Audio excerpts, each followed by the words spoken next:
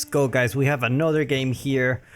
The other day in the comments, someone asked me how the hell I end up living in China. I'm gonna share that story, but first, let me introduce the players here. We got the Joker, Anotand, playing as the Abbasid Dynasty. If you know why I call him the Joker, I guess you will see soon. I suspect he's gonna do the same as the other day. We saw some strategies from him, very evil. And his opponent, playing as the Holy Roman Empire, is David Kim. Welcome everybody to another Age of Empires 4 casted game. By the way, David Kim is Puppy Paw, if you don't know about it. So this should be a very good one. It should be a very good one. So how I ended up living in China. So let's go back to maybe it was 2014, maybe 2014, I believe, or no, it was like 2015 or something. I always been very passionate about creating games. I always started creating, studying how to use Unreal, how I learned how to use 3D, and I did a lot of game development back in the day. As you may know, I was born in Lima, Peru. It's not exactly the best place to do game development, so I started my own company just to, if I can work for someone, because there is no company here, I might as well work for myself. And I did a lot of stuff. And because I was young and inexperienced, I gained a lot of experience those years. I grind a lot of game development. But my economy wasn't really good. I was not earning pretty much anything. I was like pretty much $30 a month. That's what I got. I had to live with my parents even at 24 years old, and I decided, you know what, like, this is not working for me. I might as well go for work for a company. So I work on my portfolio. I try to specialize in creating environments for games, and one day I got an email, and it was from an art director from Ubisoft that wanted to, they want me to go and work on a project they had for Skull and Bones. And of course I said yes, and I did the test. It was really hard. At that time it was really hard. Now I think it's quite easy, to be honest. But at that time it was quite hard for me. And look at that. This is the trade wing. I haven't seen this in a while. But anyway, let's get back. And yeah, so I did the test. I passed it, and then I end up going to China, and I worked for Ubisoft for almost 3 years. So I ended up liking it. But after work, I always went to dance, pretty much almost every day, and that's how I met my current wife. So now we're living here. I went back to my hometown for 1.5 years before coming to China. I just came back to China 1 year ago. So yeah, that's how I end up in this side of the world, playing Age of Empires. But anyway, let's get back into the game, because David Kim, Puppy Paw, are ready with the Akon Chapel. I'm really curious to see what is Anotand gonna do with the trade wing. It's gonna... I don't get it. In the Feudal Age. Really interesting. So basically what you get, it's they give a secondary resource, of course, which is really good, right? But when you have more traders, so it doesn't make sense to get this upgrade right now. But only when you have a lot of traders, then it makes sense. But I'm curious to see how this will work with him. Trade is not usually the thing you go when you go for the Abbasid Dynasty. You usually go for the military wing or go for the second town center and this kind of stuff. But trade wing is like... I'm shocked. I already see the stable here, which basically means I want to have some map control. I want to put the military out there, and look at what Papi Paw is doing. It's actually, you know what? Gonna get my spearman. I'm gonna get my archer range. If you remember, the Holy Roman Empire got a buff here where their infantry runs. They already have marching drills. They don't need to research. It's a unique upgrade for the Holy Roman Empire or the Order of the Dragon, where the infantry just goes faster. So even with infantry, it still will give them an edge to gain some map control that they are losing. You can already check, like, okay, like this horseman, probably gonna scout around who's there. And the market, it's already here. Let's take a look at these traders. How much gold? 77. Not a bad amount of gold. Not a bad amount of gold for sure.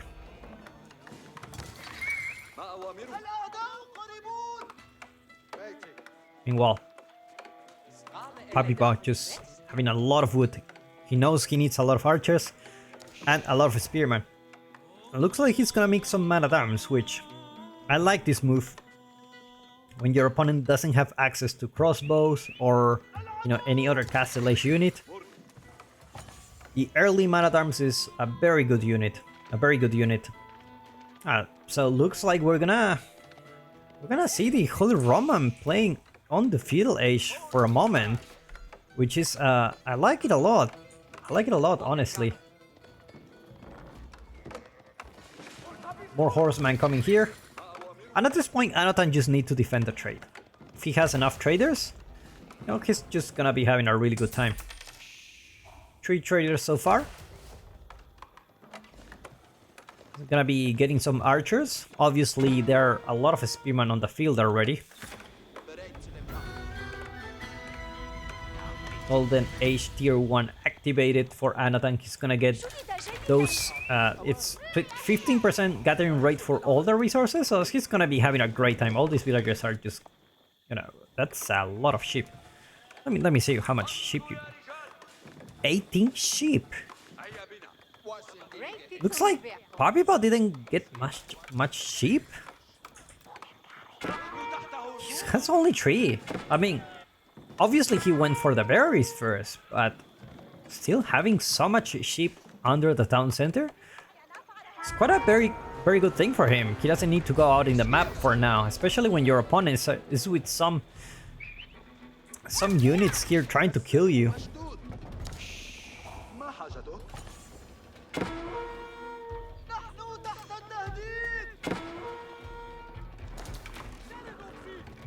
Horseman, try to harass here.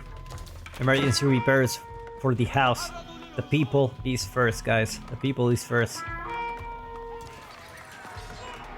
Now, horsemen don't do quite a decent job against those man-at-arms. So, it's gonna be hard for Anotand. It's gonna be really hard. Because maybe he thought, okay, my opponent is going castle. I won't get harassed. And I can trade. And by the time he goes castle and gets all his stuff... What happened to the... Are the traders dead? The traders are dead. No, they're not. Or only 3 traders out. But... I don't know where they are, but...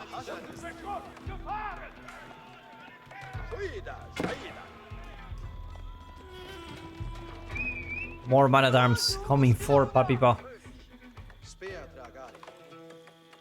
Second barracks already there. Blacksmith. Basically, this is an indication that I'm gonna beat your ass. Like, I'm not going to age up. We're gonna fight now. We're gonna get those upgrades, starting with +1 range attack. +1 range armor coming for Anotand as well. Still massing more units. Papi Paw with the lead on the military count. And remember, there are a lot of man-at-arms here, so you gotta be careful. These are really tanky. And Anotand doesn't have any access to crossbows, so this is a tricky fight for him. If he wants to win this, he must fight under his town center. Otherwise, I don't see any way he can have an advantage here. just because those man-at-arms will just tank a lot of damage. And Puppy Paw is just, you know, creating more and more units, starting his farm transition around the Akon Chapel. So his food economy should be really good. Let's take a look at the income per minute. It's already 10 minutes into the game. See where these players stand out.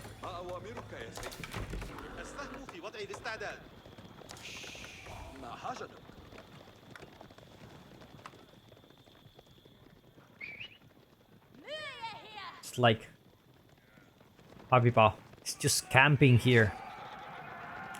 Gonna find the scout. It's gonna work. Gonna try to attack those horsemen. It's a really tricky position for Anotand. Trader's just gonna have faith here. I mean, Anotand. Actually, Camel Archers do a lot of damage. 12 damage.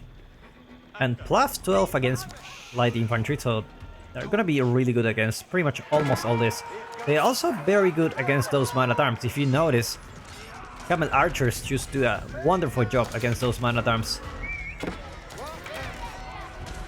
Looks like everything can happen here.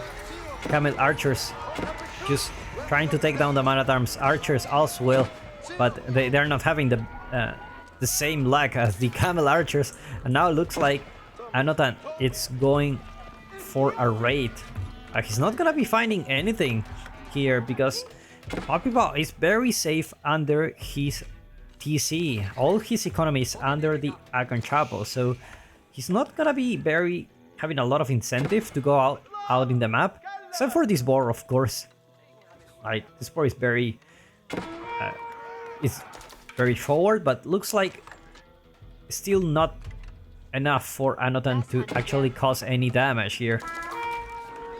It's like finally he will manage to get into the base. Anotand decides to actually go for the gold. Takes down one villager. Second villager of the game also goes down. It looks like he's coming back. It wasn't a really bad trade for him. Just a handful of horsemen went back down here. Remember, Anotand doesn't have much military. He cannot afford to lose units like this.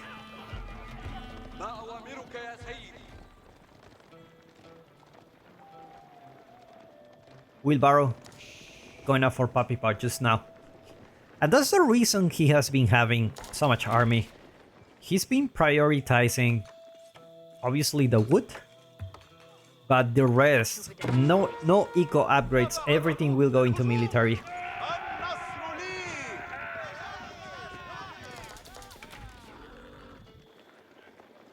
Now this is a really scary army. It looks like this trader is not gonna go back home. It's gonna scare this villager, and now Puppy Paw with 64 military units. Look at the Camel Archers. They're really squishy, but they do manage to do a lot of damage. They are really strong. One scream before that. Casual. Oh, I don't know why I was gonna say Assassin's Creed. It's like casual Abbasid Dynasty. Just a scream. This is the Lost Trader. It's like they don't pay me enough for this. And this guy's hiding the berries, so he's gonna be having a bad time here. And this is very bad for Anotand. He's gonna lose the traders. But unfortunately for him, there's not many traders here. He's gonna put a wall here. It's like he's gonna be able to spot it with the scout. Already knows where he is. Only one villager went down here.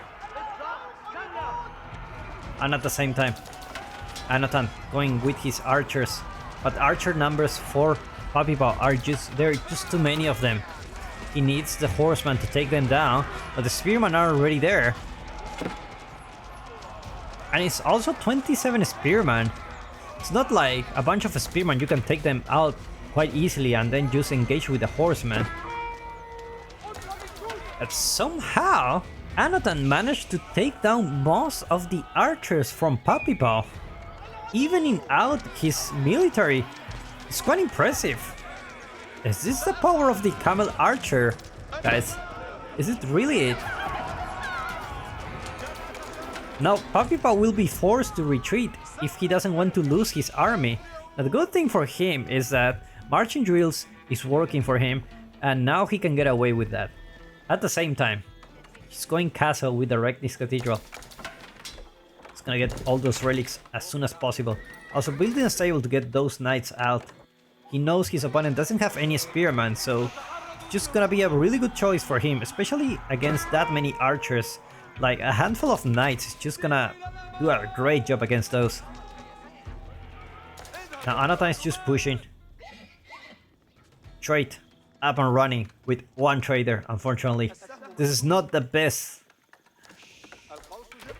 trade in ever. Like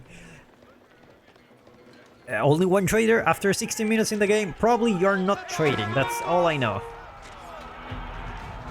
Regnis Cathedral, almost there.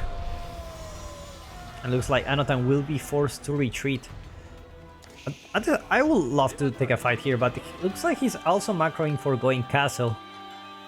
He has 8 villagers on the gold. He has enough food. Just needs a little bit more gold and he will go. Let's see which wing. Probably the culture wing. Makes sense for him. It's gonna be the military wing. On H3 they will give you 2 camel riders. And obviously you get access to boot camp and composite bows. Spearman is gonna camp the trade. Meanwhile, first relic already home for Puppy Paw. Horseman going there for a raid, but Spearman also here. Look at how fast these guys are, especially when they charge. They have so much speed. First knight already out. Man at Arms. Still early Man at Arms. Looks like he will be focusing on knights. It's like the horseman went down here. Eco upgrades going out for Puppy Paw. Meanwhile, there's a lot of archers here waiting to be upgraded. Composite bows can be the play here. Composite bows. Veterancy for the archers. Gonna be having a great time against those.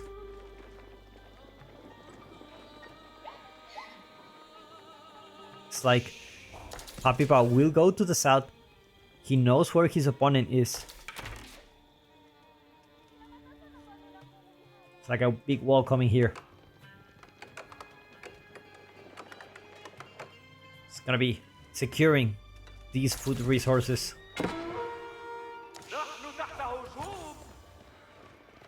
To run with those villagers. A few of them will go down. Anotand reaches the castle age. Let's see his upgrades. Composite bows. The first thing he gets. Veterancy for the archers as well. Just needs to wait. Only 50 seconds. No golden age tier 2 yet, so the research speed is just gonna be a little bit slower. Time that he doesn't have now. And looks like Puppy Paw is tired of games. He's going for it. Couple of lancers, 2 man at arms, and the rest just archers. They're not even veteran archers. They're gonna have +2 range armor soon. Perfect timing coming from Puppy Paw, just having all those upgrades as soon as he gets here. Archers are already veteran. Meanwhile, no veterancy for Anotand's archers.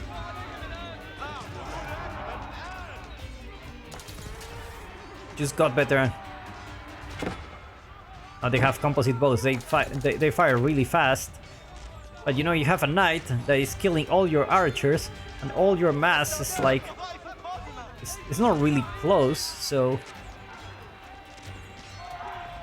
a knight goes out as well for Anotand dealing with this.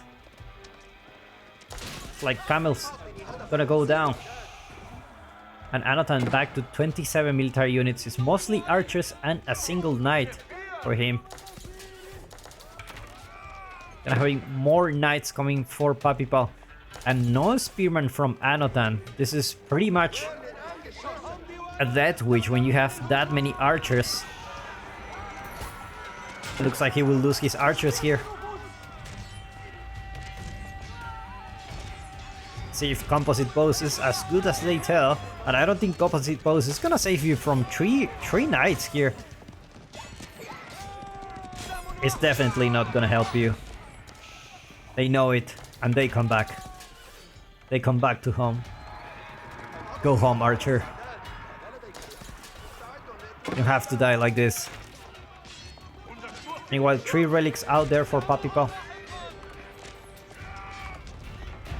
Anotand not really interested in gathering relics. He doesn't have time for that now. He has to deal with other things, and the knights are already here.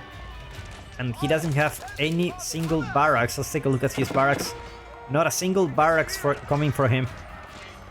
Not a single military unit as well. And he taps out. Well played by these 2 players. Hopefully you enjoyed this one, and I will see you in the next one.